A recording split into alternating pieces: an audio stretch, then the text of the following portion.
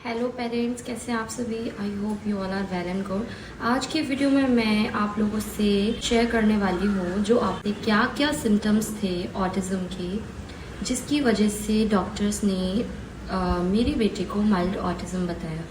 तो वो सारे सिम्टम्स जो भी थे वो सारा कुछ यहाँ पर शेयर करने वाली हूँ। तो यहाँ पर पहला मैं आपको बताऊँगी। तो उससे पहले मैं आपको ये बता देती हूँ कि मैंने यहाँ पर एक नोट कॉपी में नोट करके रखा हुआ है जो भी सिम्टम्स थे, क्योंकि एक साथ में इतने सारे कुछ स्किप भी हो सकते थे। इस वजह से मैंने ध्यान में रखने के लिए यहाँ पर नोट करके रखा है। तो इसमें से मैं आपको बताती हूँ जिससे कोई भी चीज़ स्किप ना हो, और थोड़ा बहुत अगर रहता भी है भाई बहुत सोच के मैंने जैसा था पहले सारा कुछ सोच के सारा कुछ लिखा हुआ है।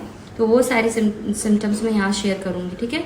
सबसे पहले तो उसका नेम से रिस्पॉन्स नहीं था कि उसको नेम से बुलाओ तो वो बिल्कुल भी नहीं पलट के देखता था, चाहे जितनी बार भी बुलाओ वो बिल्कुल भी रिस्पॉन्ड नहीं देता था। दूसरा है आई कांटेक्ट, बिल्कुल आई कांटेक्ट नहीं था उसका।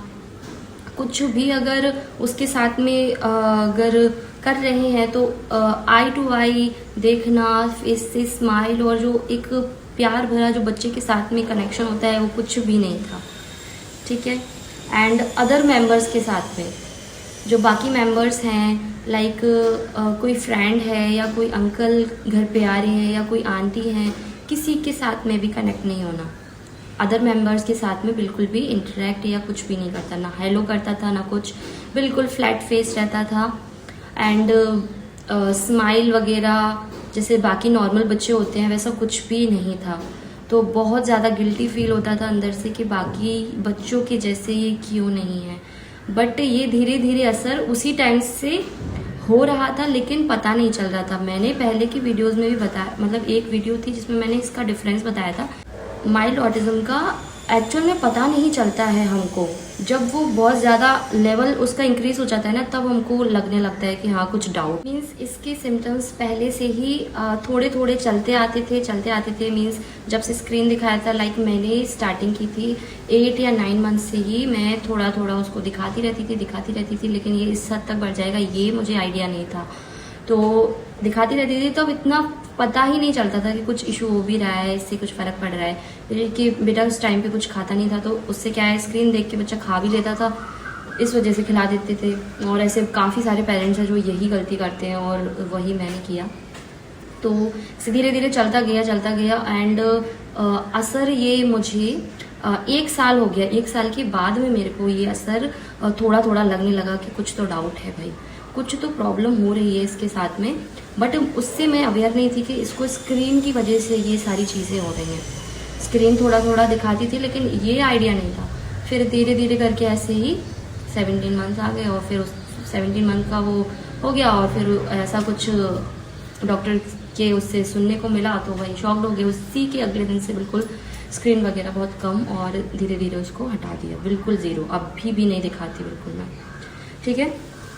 तो और उसका जो था डर बहुत हो गया था, मतलब हर एक चीज़ से डरना, इतना ज़्यादा डर, मतलब मैं क्या ही बताऊँ। उसको पार्क में ले जाती थी, पार्क में भी अगर जैसे डक होती है एक आगे पीछे बैठने वाली, शायद आप लोगों ने देखी हो, और एक मतलब वैसे राउंड घूमने वाला इस तरीके का कोई झूला होता है, किसी पे भी नहीं बैठता था। हर एक चीज़ से उसको, हर न्यू चीज़ से उसको डर लगता था।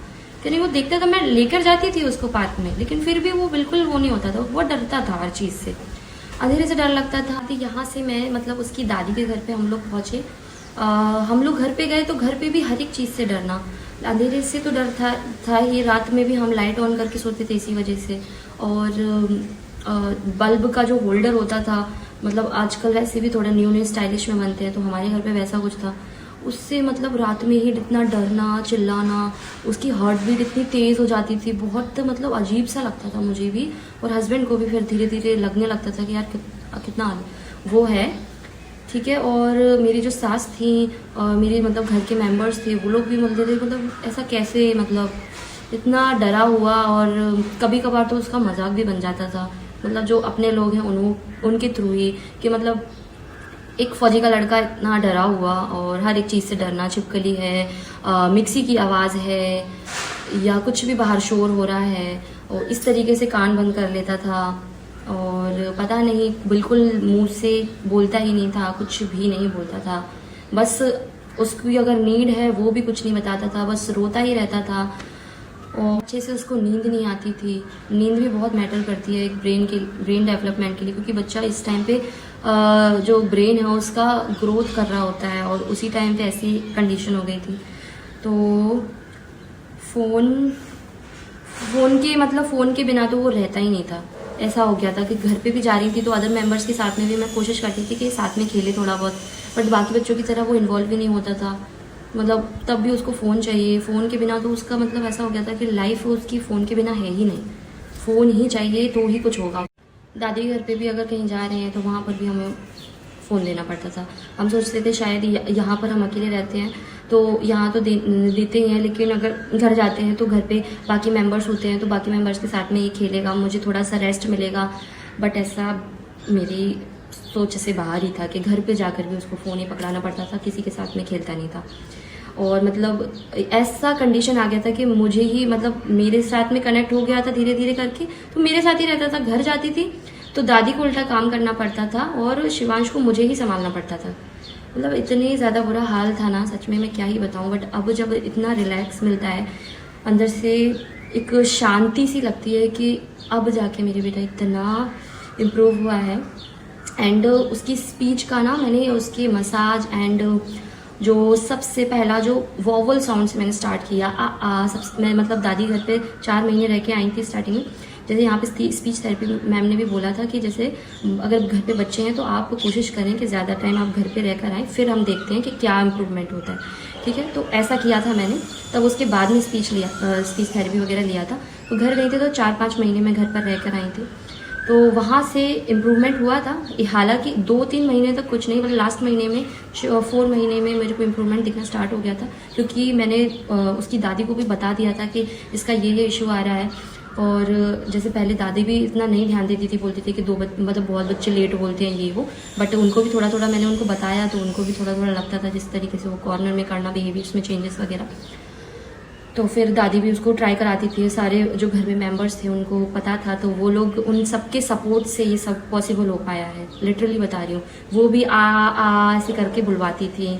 उन लोगों को भी थैंक्स बोलूँगी कि मेरी बात को उन्होंने थोड़ा बहुत समझा एंड उन्होंने ट्राई किया। शिवांश की दादी ने घर पर रहकर हम लोग सबसे पहले ना वॉवल पर काम किया था, और मतलब उसके लिए मैंने बुक्स तो ले ही रखी थी, सारे टॉयज़ ले रखे थे जो भी हमें ओटी में मैम ने बताए हुए थे। तो टॉयज़ वगैरह के साथ में डेली काम करती थी। टंग मूवमेंट कराती थी, चॉकलेट लगा लगा के कोशिश कराती थी। टंग बार बार दादी भी उसकी हेल्प कराती थी, जैसे टंग करो ऐसे ऊपर नीचे से मूवमेंट कराती थी 360 एंगल में। फिर हम लोगों ने ट्राई किया कि इसको वॉवल से, मतलब जैसे आ ये पहले हमने यही कराया, आ जितना जोर से हो सके हम, मैं भी ट्राई करती थी और उसकी दादी भी, उसके पापा नहीं रहते उस टाइम पे। तो लास्ट मंथ पे जाते जाते मतलब जो 4 और 5 मंथ में हमें धीरे धीरे करके शिवांश में बहुत इंप्रूवमेंट देखने को मिला। फिर उसके बाद मैं हस्बैंड के पास आई थी यहाँ पर क्वार्टर पर, फिर जाके थेरेपी वगैरह स्टार्ट हुआ था। एंड जब थेरेपी वगैरह स्टार्ट हुआ तो बहुत काफ़ी इंप्रूवमेंट था और मुझे काफ़ी खुशी हुई। एंड बाकी सारी चीज़ें भी इन्वॉल्व की गई, फिर थेरेपी स्टार्ट किया गया। ओटी भी अभी कंटिन्यूसली चल रहा है। तब से मैं अभी घर पर 1 या 2 बार होकर आ गई हूँ। एंड ट्रैवल वगैरह करते हैं, उससे बहुत बच्चों का जो ब्रेन है वो ग्रो करता है गाइस। मतलब लिटरली बता रही हूँ, आप लोग ज़रूर से बच्चों को घुमाएं फिराएं, बहुत कुछ सीखने को और देखने को, न्यू चीज़ एक्सप्लोर करने को मिलता है और बच्चा उससे सीखता है। उनकी जो स्किल्स हैं, फाइन मोटर स्किल्स हैं, वो ग्रोस मोटर स्किल्स है, वो सारी कुछ इम्प्रूव होती हैं ये सारी चीज़ें करने से। घर पर रहकर एक्टिविटीज़ कराने से, जो भी फन एक्टिविटी करा सकते हो आप, वो सारा कुछ कराइए, कोशिश करिए, ज़रूर से करिए। आई नो कि ये बहुत मुश्किल है पेरेंटिंग करना, लिटरली बता रही हूँ, बट मुझे इतना कुछ सीखने को मिला है ना अपनी लाइफ में। ज़िंदगी में पहली बार मैं इतना कुछ सीखती रहती हूँ ना, और मुझे बहुत सारी नॉलेज हो गई है इससे रिलेटेड कि अगर मेरा कभी दूसरा बेबी भी हुआ ना तो कभी भी ऐसी कोई गलती नहीं होगी, कोई मिस्टेक नहीं होगी मेरे से। इतना परफेक्ट, मतलब परफेक्ट कोई नहीं होता, बट एक जो पेरेंटिंग की एक जो गाइडेंस वो सब चीज़ें होती है ना, वो मेरे अंदर बहुत सारी नॉलेज आ गई है। बहुत कुछ सीखी हूँ मैं देख देख के, ऑब्जर्व कर करके बच्चों को। और थेरेपी वगैरह भी लेती हूँ, वहाँ भी बहुत सारे बच्चे देखे हैं।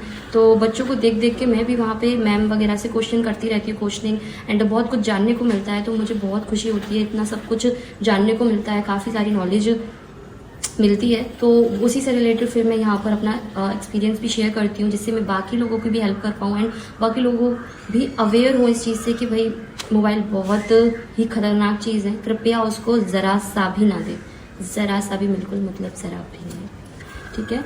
एंड ये भी जानती हूँ कि एक ऑटिज्म बच्चे को संभालना बहुत मुश्किल काम है। कभी कभार तो मैं रो भी जाती थी, इतना डिफ़िकल्ट हो गया था मेरे लिए। तो मैं जब जहाँ थेरेपी लेती हूँ वहाँ ऐसे ऐसे बच्चे देखती हूँ, तब मेरे को उन पेरेंट्स को सोच के आती है कि जब मैं अपने बेटे के लिए इतना रोई और इतना स्ट्रगलिंग कर करके, तो ये लोग कितना स्ट्रगल कर रहे होंगे यार। मतलब इनको देख के ऐसी फीलिंग आती है यार कि भगवान किसी के साथ ऐसा ना करे, बट जो गलती हुई है वो हम लोगों से ही हुई है कहीं ना कहीं। तो चलिए, बहुत लंबी वीडियो हो जाएगी, आज के लिए इतना ही था। नेक्स्ट वीडियो किस पर बनाऊँ आप मुझे ज़रूर कमेंट करें।